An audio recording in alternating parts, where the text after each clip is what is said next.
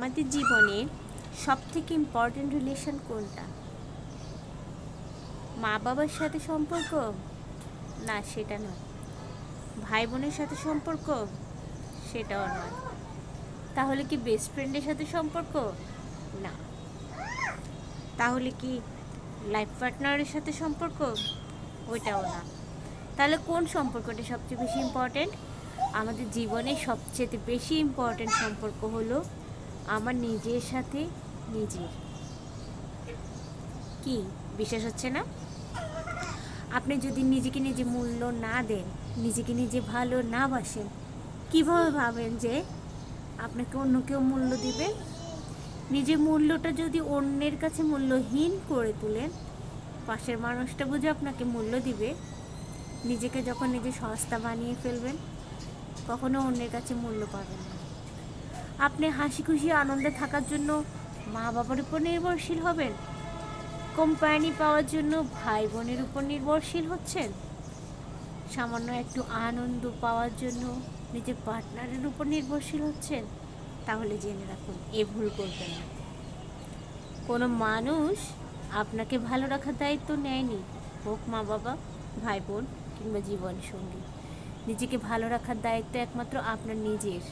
নিজেকে মূল্য সবার আগে নিজেই দিতে হয়, নিজেকে ভালো সবার আগে নিজেকেই বাসতে হয়। আপনি নিজেকে যখন ভালোবাসবেন না, অন্য মানুষ কীভাবে আপনাকে ভালোবাসবে?